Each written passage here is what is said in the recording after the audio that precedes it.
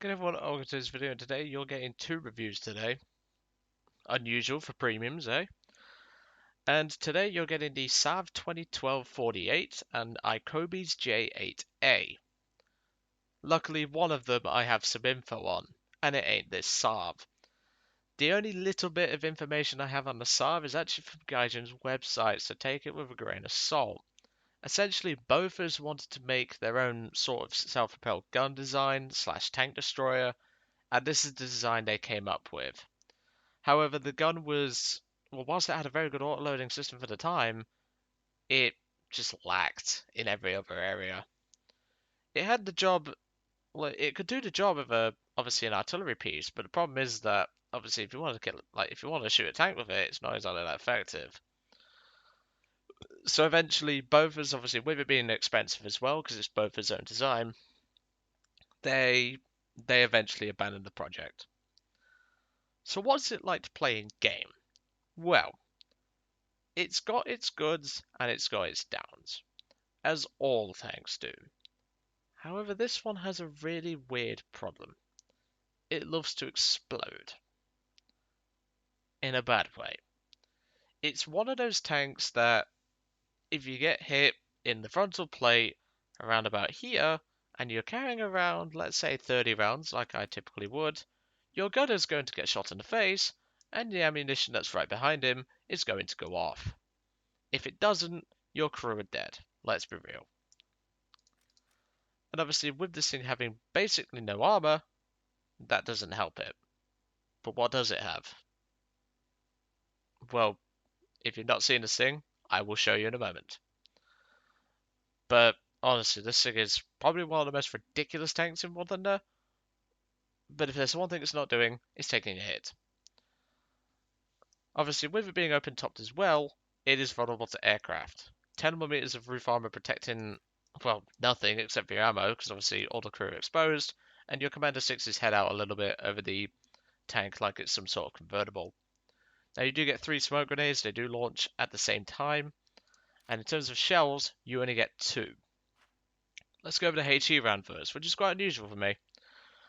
The HE round, I typically carry 5 smoke, or 5 HE.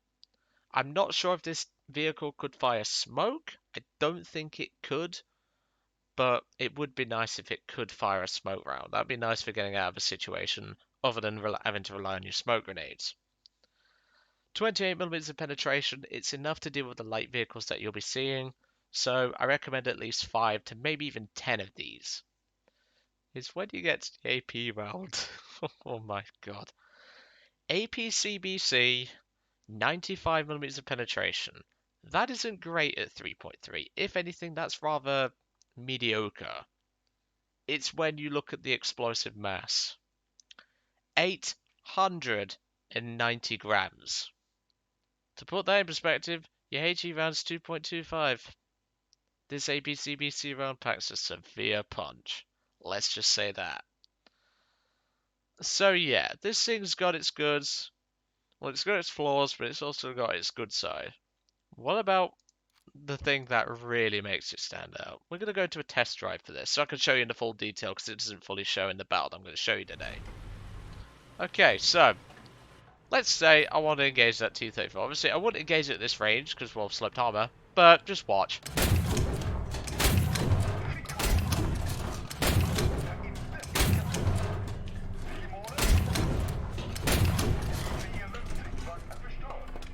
Do I need to say more? That's the fire rate of this autoloader.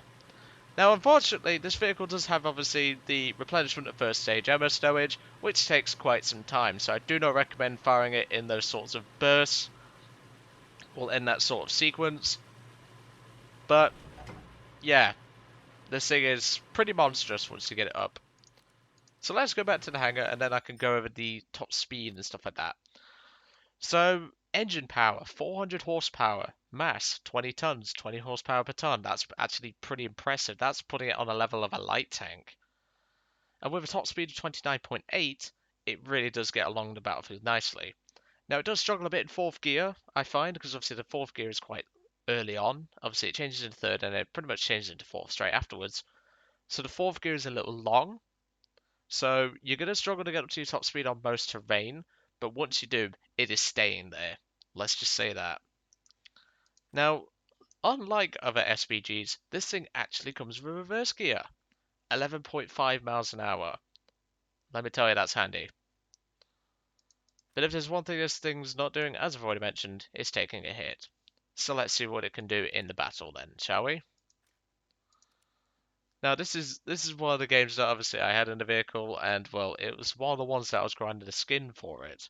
75 kills is what you need in RB, 150 in AB if you plan to grind the skins on this vehicle. Personally, it didn't take me too long, and well, personally, it was actually quite relaxing to do it, to be honest, because obviously I had the autoloader, I had everything I needed to, well, obviously the good position, which I'm going to show you. Obviously, I've shown this position before.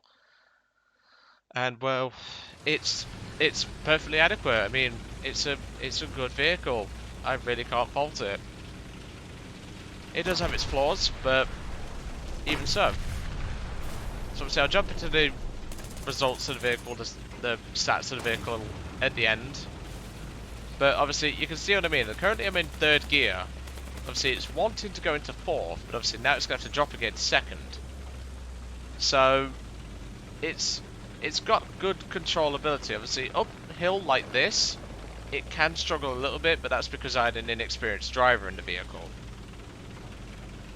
Obviously, he doesn't know when to properly change gear, and obviously he changes gear quite slowly. So once you get a better crew in this thing, I think it might go along a little nicer. But obviously, due to me having an inexperienced crew, yeah, don't expect much out of this thing with an inexperienced driver. Because, well, obviously, he doesn't know how to properly change, like, he knows how to change gear, obviously, but it's one of those situations where he doesn't change gear quick enough. Like, he doesn't change from second to third or third to second, if that makes sense. So at this point, B is being capped, and obviously I'm looking for a position to get into, and obviously I'm looking for any shots on target. And obviously with me wanting to get in a good position, I'm obviously wanting to get the autoloader firing as soon as possible. Because obviously everyone knows what this autoloader can do, and let me tell you, this thing can really hit like a train once you start penning targets. Now you are going to struggle against KV-1s and T-34s, except on the T-34's turret and the side armor. Obviously in this situation I'm with the Russians, so that's even better for me. However, sometimes you can fight the Russians, so just take that into account. So in the first few minutes, we're not going to be up to much. We're just going to be watching the B point and keeping an eye on that T-34. And well, if there's one, like, this thing can really lay down some pain, but like I say, you just need to... There's another thing what you need to learn, and that's when to bug out, because a lot of people don't know when to bug out in this thing, and they get killed because of it. This thing cannot hold off an entire team on its own, especially when you're looking at some of the enemy vehicles on the enemy team, such as the Jagdpanzer 38T, and other things like that. So, a Breda 501 has just nailed that T-34-57 in front of me. Obviously, I didn't have a monkey's where that came from. Obviously, I'm frantically looking around to try and find a target. And, well, the T-34 isn't marking it in chat, so not particularly helpful. And obviously, I see this flak bus coming up, and I think, I could maybe load a HE round for this guy. But it turns out it wasn't necessary. Due to the caliber of the gun, and obviously the mass of the shell, you don't really need to for some big vehicles like that, especially when you place your shot correctly. So the flak bus is slowly driving up thinking, yes, this capture point is all for me. No it ain't, because, well, a 120 just slammed you right in the face. So, there you go. Yes, I do like it when I hear the Swedish crew talking. Because, obviously I don't know Swedish, but they, like, it's just so, like, it's relaxing to hear a new nation sound. Because obviously China is, well, I can't understand Chinese. Japanese is also quite hard as well. But the German, I know reasonably well. The Russian, I know reasonably well. The Italian, you don't tend to hear them because they're quite quiet. But it's nice to hear the Swedish crew talking and all that. So obviously there is a puma, I believe, nearing our spawn. He's just, I think he's around about the rock that I was looking over to on the right hand side. I'm just going to jump us ahead a little bit, just to speed us along a bit. I'm going to put it to 2 times speed, and there he is, there he is. Obviously I have HE loaded, but HE doesn't even have to pen him to hull break him. So, to be honest, that shouldn't really be a kill, because obviously it wasn't technically a penetration, but I'll take it. Bad shot on the Chinu too, because obviously I aimed it too low. And well, I aimed that shot too late, and obviously pulled the trigger too late. Obviously that's the second kill on that little puma.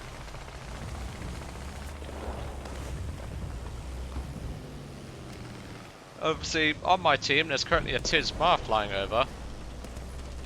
Which, I mean, it's not the worst thing in the world, but I certainly don't want a Tismar flying over if it was on the enemy team. Tismars are very dangerous in the right hands and ground forces, let me tell you that. So I'm just going to jump us ahead a little bit more until we get to where the Chinu 2 comes out. So obviously he's driving out, and obviously I think he's looking for me at this point. And I think I killed this guy 3 times this game, I don't remember, but this guy I saw quite a lot in the kill feed. And well, one shot. And you can just see the penetration.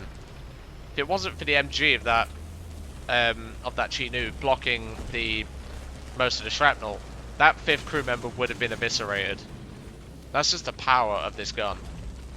And the shells combined with it. But yeah, you're not going to pen everything, so just bear that in mind.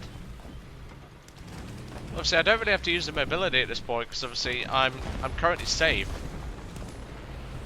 So there's no reason for me to be all moving around and stuff, because obviously I'm quite I'm quite a relaxed player. Obviously at this point the T-34's moving up into the capture zone, and there's still that Breda 501 up in the, I believe he's actually in my spot. Let me have a quick look at him. No, he's in a different spot to what I thought he was. I believe that's him we're going to see later. That Breda 501. I think it's him anyway. There's a Breda that, well, he pays a visit to me, let's just say. In my position. I didn't want him to, but he pays a visit. And so, obviously I'm looking to get shots on what I can hear, because obviously I can hear an anti-aircraft gun going off. And unbeknownst to me, it's actually a SCKFC 62.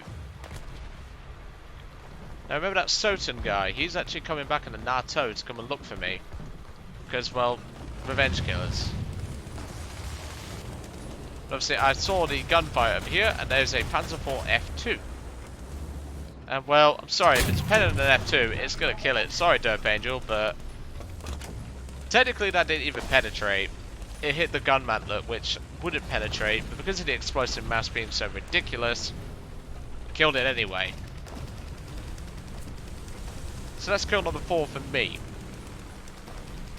So obviously Mr. Soten is continuing to look for me, and obviously I don't think he's worked out my position properly. But he's still trying to look for me in some form. But trust me, this is where the autoloader comes in handy. So obviously first shot, hit the driver, hit the engine, and hit the, I believe that's Commando of that tank. Take out the loader. Obviously I'm lobbing HE at him now, but that one didn't seem to do anything, but this one does, which finishes off the rest of the crew. Apart from one. So at that point, I fire out the HE round that I had in the breach and reload an armor piercing round. I hit the reverse and I go for a, shall we say, replenishment in ammunition. So at this point, there's a Messerschmitt 410 flying around, and obviously, I think he's looking for me, or he's looking for someone else to revenge kill. I'm not too sure, I don't recognise his name. But obviously the 410 is looking for someone to bomb. The M16, I believe, no, did the M16 shoot him down? No. But obviously I'm looking around for targets now, and obviously I'm waiting for, sorry, I'm just laughing at a joke someone sent me. Oh, that's a good one. I'll tell you guys in a minute. But obviously I'm looking around for targets for opportunity and trying to find if there's any other vehicles for me to shoot at. And luckily there is. There's Mr. Crag in his SEKFZ. And the first shot does jack all. And right when I was thinking, I should load HE for this guy, guy just decides, nope, you're getting a whole break. Kill number 6 and my final ground kill. But obviously now I have a HE round in a breach. I don't really want a HE round, but even so. I've got to remember who's actually hunting me at this point. It's not this guy. I think this guy gets on the move eventually, if I remember the battle correctly. But obviously at this point, I think this Messerschmitt 410's worked out where I am. So all I'll say is, prepare for a big massive dose of fuck you. Air kill. What more could you want from this battle? But yeah, I think it's safe to say that is perfectly worthy of a big massive HE round. A Messerschmitt 410 looking like it's going to come a revenge kill. But yeah, I'll tell you the joke before we go. If anyone gets a message from me about Tim Meat, don't open it, it's spam. But yeah, that was the joke that I got sent then. But yeah, this thing is really nice to play. I think it's worthy of your money. It's just you have to play it carefully. You can't rush in like a moron, because obviously you'll be fighting KV-1s most likely. And even Panzer IV Gs with their front armour can be quite trollish at times. But once you get this thing firing, and once you get it going, it's a great vehicle. So before we go, we're just going to quickly go over the stats of the vehicle. SAV 2012-48, 11 deaths, 2 air kills and 73 ground targets. I'll be brutally honest, most of the deaths were from inexperience of the vehicle. But to be honest, nearly a 7-1 KDR, I'll take it to say I was quite inexperienced for the vehicle. But yeah, this thing is definitely worth your money. And, well, I'm not shilling or anything like that for Gaijin, so just saying. But, yeah, this thing is perfectly worthy of your money. But anyway, I'm going to let you guys off. I hope you enjoyed today's video on the SAV 2012-48, and I will see you all on the next one, which is the iCoby's J8A review. See you all then.